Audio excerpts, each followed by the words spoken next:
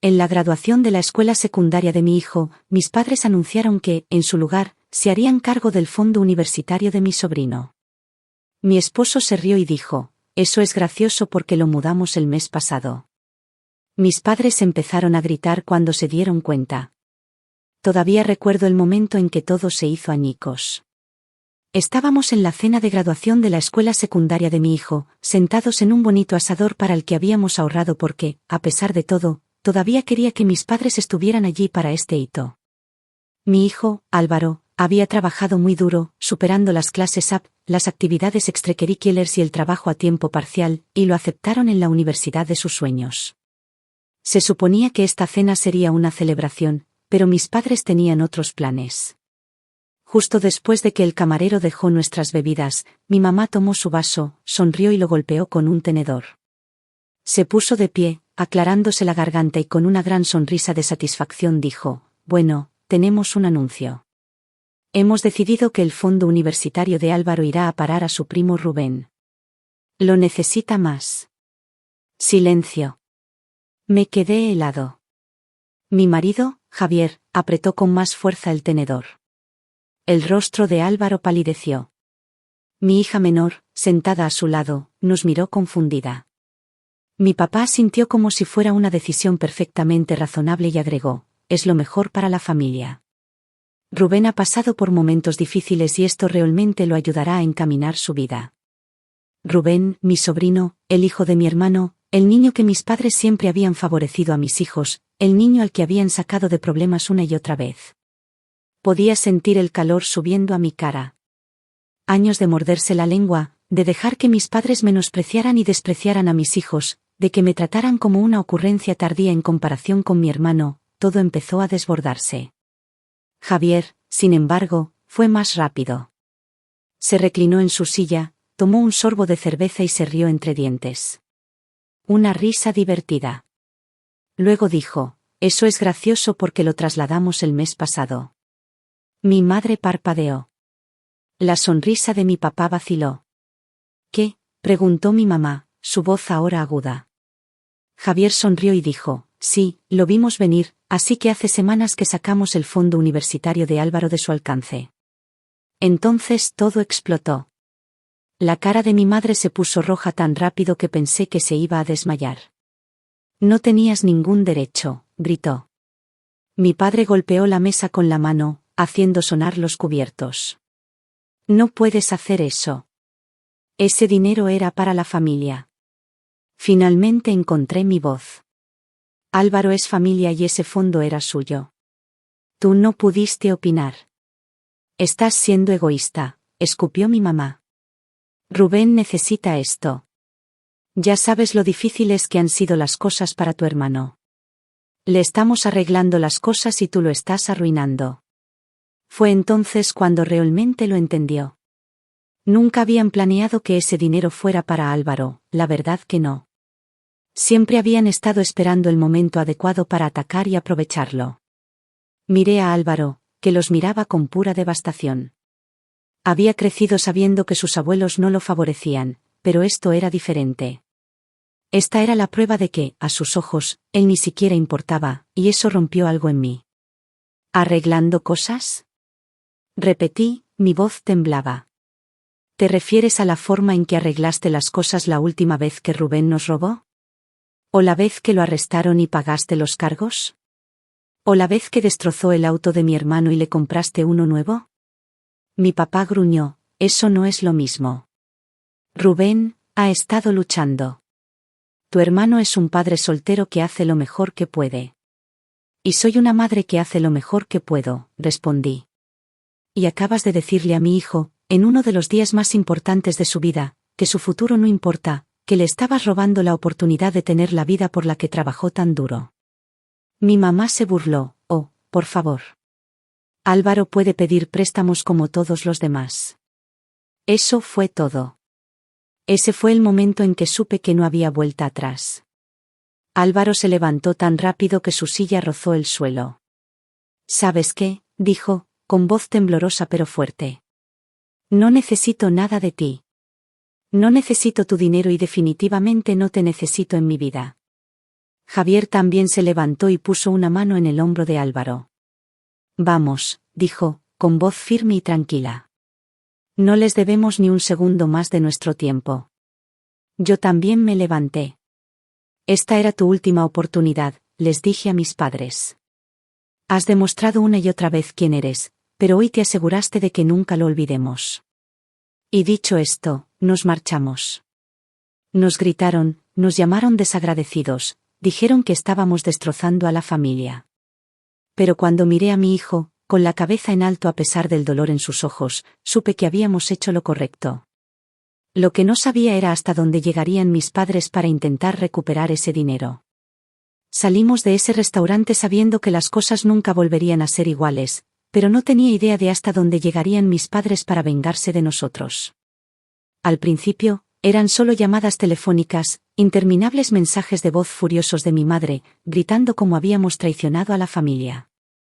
Mi papá también dejó a algunos, brusco y lleno de ira, diciendo cosas como, «Te arrepentirás de esto». Mi hermano, que se había mantenido al margen de la discusión esa noche, finalmente envió un mensaje de texto 2 días después. No sé qué pasa, pero Rubén necesita ese dinero más que Álvaro. Estás siendo egoísta. Eso fue todo lo que dijo.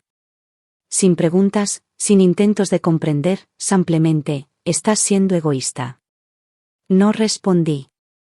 Entonces empezó el verdadero problema. El banco llamó una semana después de la cena. Javier recibió una llamada de nuestro banco. Estaba en la cocina cuando lo escuché decir, ¿perdón? ¡Qué retirada! Me quedé helado. Se me cayó el estómago. La llamada duró 1 o 2 minutos más y cuando Javier colgó, su rostro estaba tenso de ira. Intentaron acceder al fondo de Álvaro, agarró el mostrador. ¿OMS? Tus padres. Llamaron al banco, haciéndose pasar por nosotros, y dijeron que habíamos dado permiso para un retiro de emergencia familiar. Ni siquiera podía respirar. ¿Lo hicieron? Javier negó con la cabeza. El banco lo notó, dijo que algo andaba mal y me llamó primero. Quería gritar, el descaro de ellos, la audacia absoluta. Ni siquiera lo dudé. Tomé mi teléfono, encontré el número de mi papá y llamé. En el momento en que contestó, me solté. En realidad intentaste robarnos, dije, con la voz temblorosa. ¿Qué te pasa? Contigo, mi papá ni siquiera parecía culpable. No nos dejaste otra opción, dijo. No hubiéramos tenido que hacer eso si no hubieras sido tan irrazonable. Casi tiro mi teléfono al otro lado de la habitación. ¿Irrazonable? Intentaste cometer fraude. Es nuestro dinero, espetó mi papá. Contribuimos a ello. Eso me detuvo en seco. ¿Qué? La voz de mi mamá intervino. ¿Crees que hiciste todo esto por tu cuenta? ¿Crees que nunca pusimos nada en ese fondo? Mis manos se apretaron en puños. Nunca diste un solo centavo al fondo de Álvaro. Estás recordando mal, dijo mi papá suavemente. Y si lleváramos esto a los tribunales, les garantizo que estarían de acuerdo en que tenemos derecho a ello. Se me heló la sangre. Javier debió ver mi cara porque se acercó. No lo harían, dijo. No tienen una pierna sobre la cual sostenerse. Pero no estaba tan seguro porque mis padres eran mentirosos, mentirosos audaces y manipuladores. ¿Y si estaban dispuestos a llegar tan lejos, qué más estaban planeando? La amenaza jurídica. 3 días después, obtuvimos nuestra respuesta. Estaba entrando en el camino de entrada cuando vi un sobregrueso en la puerta de nuestra casa. Lo recogí y en el momento en que vi la dirección del remitente, me sentí mal. Fue de un abogado. Corrí adentro, mis manos temblaban mientras la abría. Javier estaba en la sala. ¿Qué es eso? Escaneé la primera página, luego la segunda y, para la tercera, mis manos temblaban demasiado para sostener el papel con firmeza. Nos están demandando, susurré. La cabeza de Javier se levantó de golpe. ¿Qué? Afirman que cofinanciaron los ahorros para la universidad de Álvaro y que transferimos ilegalmente el dinero sin su consentimiento. Mi voz se volvió estridente. Dicen que poseen parte del fondo. Javier se levantó tan rápido que su silla rozó el suelo. Me quitó los papeles y entrecerró los ojos mientras los leía. Esto es una completa tontería, murmuró. Pero no estaba tan seguro porque mis padres eran buenos en una cosa: mentir, torcer la realidad hasta convertirse en víctimas. Y lo que más me asustaba era que en una batalla legal pudieran ganar. Durante los días siguientes nos apresuramos a reunir toda la documentación que teníamos: extractos bancarios, registros de transferencias, todos los depósitos que habíamos realizado en esa cuenta. Y luego mis padres soltaron la bomba en la siguiente reunión de abogados. Presentaron un recibo de hace más de una década, un depósito único de $2.000 en el fondo desde que Álvaro era un bebé. Se quedaron allí sentados, muy satisfechos, mientras su abogado argumentaba que, como habían contribuido con algo al fondo, tenían derecho a impugnar el destino del dinero. $2,000, repetí, casi riéndome. ¿Crees que eso te da control sobre todo el fondo? Mi mamá sonrió dulcemente. Fue una contribución y sin ella no habrías tenido la base para ahorrar tanto como lo hiciste. Vi rojo, pero menos mal que Javier estaba más tranquilo. Entonces, déjame aclarar esto, dijo. ¿Crees que solo porque hiciste un regalo único hace más de una década, ahora puedes decidir a quién va dirigido? Mi papá asintió. Exactamente. Podría haber gritado. La primera derrota. Tomó semanas, pero el tribunal finalmente dictaminó que, si bien mis padres no tenían control sobre el fondo, debían devolverle sus $2,000 con intereses. Al menos fue una pequeña victoria. No podían tocar el fondo, pero aún así lo sentí como una pérdida porque el mensaje era claro: mis padres estaban dispuestos a hacer todo lo posible para castigarnos por decir que no y aún no habían terminado. En el siguiente ataque, ni siquiera 2 semanas después del fallo judicial, Javier entró en la casa con el rostro pálido.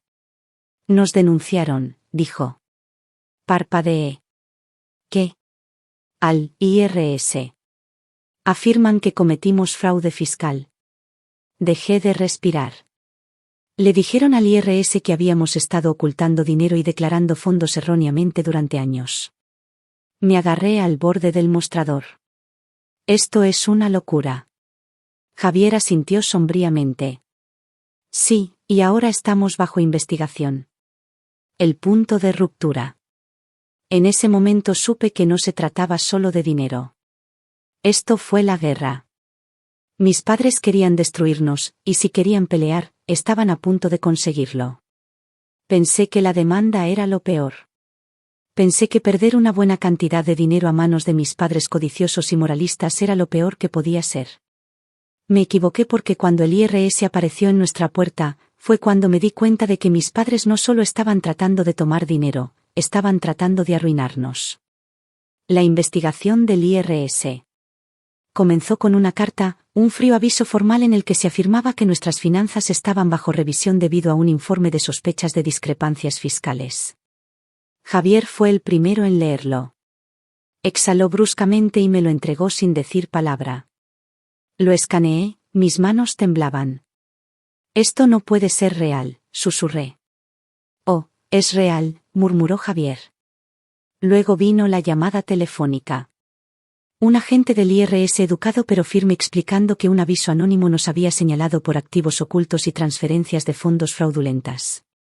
Sabíamos quién estaba detrás de esto, pero demostrarlo era otra historia. Durante las siguientes semanas, nos ahogamos en papeleo, recuperando años de registros fiscales, extractos bancarios y cualquier otra cosa que pudiera limpiar nuestro nombre. Tuvimos suerte, nuestras finanzas estaban limpias. Pero eso no significaba que la investigación fuera fácil. ¿La peor parte? Afectó la ayuda económica de Álvaro. Su universidad marcó su cuenta debido a la revisión del IRS, lo que suspendió temporalmente los desembolsos de su beca. Mis padres no solo intentaron quedarse con su fondo universitario, intentaron quitarle el futuro. Ese fue mi punto de quiebre. Si querían la guerra, estaba a punto de traerles el infierno. El primer golpe, comencé a cavar. Sabía que mis padres tenían secretos. Crecí viéndolos tergiversar la verdad. Tuerce historias y manipula a las personas para salirse con la suya. Si ellos querían jugar sucio, yo también podía hacerlo. No pasó mucho tiempo hasta que encontré algo interesante. Mira, mis padres siempre actuaron como si fueran muy responsables, como si fueran la columna vertebral financiera de la familia. Pero lo que no sabían es que años atrás, Javier les había ayudado a montar una pequeña inversión inmobiliaria en alquiler. Él se había encargado del papeleo, de las declaraciones de impuestos, de todo. ¿Y adivina qué? Llevaban años declarando menos de lo que percibían por concepto de alquiler. Pensaban que eran invencibles, pero habían sido descuidados. Hice una llamada, la represalia. No los denuncié directamente, al menos no todavía. Primero, les dije lo que había encontrado. Llamé a mi madre, respondió ella al segundo tono, con tono engreído. Oh, ¿entonces finalmente estás lista para disculparte? Casi me reí. No, te llamo para informarte que encontré el verdadero fraude fiscal en esta familia. Silencio, luego ella se burló. ¿De qué estás hablando? Tus ingresos por alquiler, ya sabes, el dinero que olvidaste declarar durante los últimos 15 años. Su respiración se cortó. No tienes idea de lo que estás hablando. Oh, sí, dije con voz fría, y también el IRS, o al menos lo harán, a menos que dejes esto y llames a los perros. El cambio en su tono fue instantáneo. No lo harías. Sonreí. Pruébame. Ella no dijo una palabra más antes de colgar. 2 días después, recibimos una llamada del IRS, nuestro caso de repente ya no es una prioridad. Una semana después, se descongelaron los fondos universitarios de Álvaro. Se habían echado atrás, por ahora, pero yo los conocía, sabía que no dejarían que terminara así. Y tenía razón. El allanamiento de morada se produjo a altas horas de la noche. Javier y yo estábamos dormidos cuando el sonido de cristales rompiéndose nos despertó. Por un segundo pensé que estaba soñando, luego escuché el sonido inconfundible de pasos dentro de nuestra casa. Javier ya se estaba moviendo, agarró el bate de béisbol que tenía al lado de la cama y me indicó que llamara al 911. Me temblaban tanto las manos que casi dejó caer mi teléfono. Entonces escuchamos una voz. ¿Mamá? ¿Papá? ¿Álvaro? El pánico me atravesó cuando me di cuenta de que estaba despierto, había oído el ruido y en lugar de quedarse quieto, bajó las escaleras. «Quédate en tu habitación», gritó Javier. Demasiado tarde. Salimos al pasillo justo cuando Álvaro llegaba a las escaleras y fue entonces cuando lo vimos. Rubén, de pie en nuestro salón, borracho, con la mirada salvaje y desesperada, y sosteniendo una palanca. El enfrentamiento. Por un momento nadie se movió. Entonces Rubén dio un paso tembloroso hacia adelante. ¿Dónde está? Arrastró las palabras. Javier apretó con más fuerza el bate. ¿Dónde está qué? El dinero, gritó Rubén con la voz quebrada. Me lo merezco. Me lo prometieron. Fue entonces cuando me di cuenta de que mis padres lo habían enviado. Sabían que no podían tocar el dinero legalmente, sabían que habían perdido, así que enviaron a su precioso nieto a hacer el trabajo sucio. Rubén se acercó tambaleante a nosotros, levantando ligeramente la palanca. ¿Crees que puedes tomar lo que es mío? Álvaro dio un paso adelante con los puños cerrados. Nunca fue tuyo, dijo, con voz firme a pesar del miedo en sus ojos. Y necesitas salir. Rubén se rió, un sonido entrecortado y amargo. Oh, sí. ¿Qué vas a hacer al respecto? Fue entonces cuando Javier hizo girar el bate. No le dio a Rubén, solo a la pared de al lado, fuerte. El sonido fue suficiente para sacar a Rubén de su estado de ebriedad. Tropezó hacia atrás, con los ojos muy abiertos, luego, sin decir una palabra más, se giró y salió corriendo por la puerta principal. La policía llegó 10 minutos después. Rubén fue detenido por intento de robo. Mis padres lo sacaron bajo fianza antes de que saliera el sol. Y entonces mi mamá tuvo la osadía de llamarme. «Has ido demasiado lejos», siseó ella. «Lo hiciste arrestar». Casi me reí. Entró en nuestra casa con un arma. Eso es culpa tuya. Se quedó en silencio durante un largo momento y luego susurró, te arrepentirás de esto. Y por primera vez, realmente creí que lo decía en serio, porque esto no había terminado, ni mucho menos. La reunión familiar que se convirtió en zona de guerra. 2 semanas después del robo, mi hermano se acercó. Ha ido demasiado lejos, dijo por teléfono, con la voz agotada. Mamá y papá son un desastre. Rubén es un desastre. Necesitamos hablar. Casi me reí, ahora quería hablar después de sentarse y mirar mientras nuestros padres intentaban robarle a mi hijo, después de dejar que lo manipularan y lo usaran como un peón. Pero Javier me convenció. Tal vez esta sea nuestra oportunidad de ponerle fin, dijo, para obtener algunas respuestas reales. Entonces, en contra de mi buen juicio, estuvimos de acuerdo. La reunión familiar estaba fijada para ese domingo en casa de mis padres. Se sintió como entrar en un campo de batalla. Primero llegamos Javier y yo, negándose Álvaro a venir. Ya terminé con ellos, había dicho simplemente, y no lo culpé. Mis padres estaban sentados rígidamente en el sofá, con expresiones frías.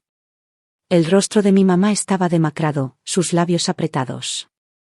Mi papá ni siquiera nos miraba.